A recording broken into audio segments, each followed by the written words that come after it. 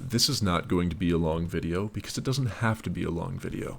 I know I could be milking this for views, but I would much rather save you the time and do the review of weapon effectiveness once the Warbond is out. So, without further ado, let's save you 10 minutes. Here's what we know about the new Warbond.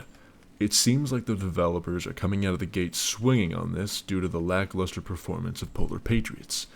Something that many people haven't noticed is the new setting for the release trailer, which is a new Louisiana-esque swamp-based map, given that everything is overgrown there.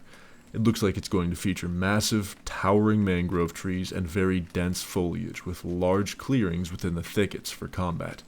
Personally, I think those are going to be my new happy place. The express purpose surrounding the weaponry seems to be that they want close quarters interactions out of them. There will be a new Liberator with a much more intense fire rate and likely recoil to pair it with. That one's probably going to be better for you bug folks because I can't imagine it's great at getting headshots. In addition to that, there will be a new triple barrel sawed-off that can fire all barrels at once, or one barrel at a time. Pretty standard. Once again, this is probably going to be better for bugs. In replacement of a grenade, we will be receiving throwing knives this time. Hopefully, this can effectively bolster those of us that want to play in a stealthy manner. I can see this working on grunts of any kind, but once again, it's most likely going to be favorable for bugs along with the rest of these because they tend to have a wider variety of squishy targets and very gently cracked heads. There will be a new booster called Experimental Infusion that will provide you with stims, and those stims now will give you a temporary movement speed and damage reduction buff on top of the healing effect that it gives you. I would encourage you to use these with medic armor if you want to get the most out of them. Speaking of armor, I'm calling it now, these new two armors will likely become the most popular on the battlefield once they release. If you need help visualizing, it's essentially the protagonists of Predator meet Halo. You're outfitted with all sorts of bandoliers, sleeveless armor with adjustable skin color, all sorts of tattoos, that sort of thing. Honestly, I'm going to remain steadfast in my decision to use the same armor until I receive a set reminiscent of the Yautja from Predator as opposed to the humans.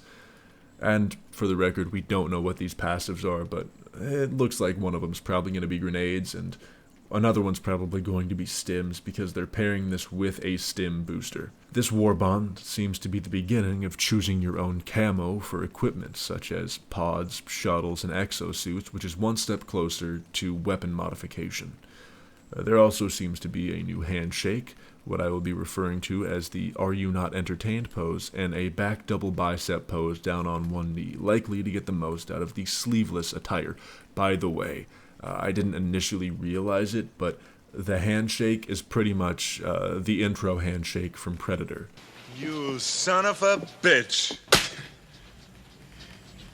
At first glance, given the options of all other prior Warbonds, I am confident in saying I would likely purchase this one first and foremost if it lives up to what it is billed to be, which is effectively the movie Predator. Like, it's pretty straightforward. They don't try to hide it, which is cool because I've wanted a Predator-themed Warbond, but they didn't give me Predator armor. Sorry. Back to the topic at hand. I'm a little hesitant with the flop that was the Polar Patriots to trust them fully, but I didn't really like the cinematic for that to begin with, so my hopes weren't that high. And hopes are certainly higher here than they were then. I'm sure they know that people have been feeling disgruntled with the latest Warbond, and they need a content drop. And this is likely the one they intend to get back into our good graces with. All in all, I am most excited about the throwing knife and new map. I can't help but have high expectations there because you're practically encouraging me to become Florida Man. Anyway, that will be all. This is dropping on June 12th. That's all for today. Thanks for watching as always, and I'll be back with a comprehensive review of the Warbond when it drops. By the way, rest in peace, Carl Weathers. Fuck. Now I'm sad. I gotta go watch Predator.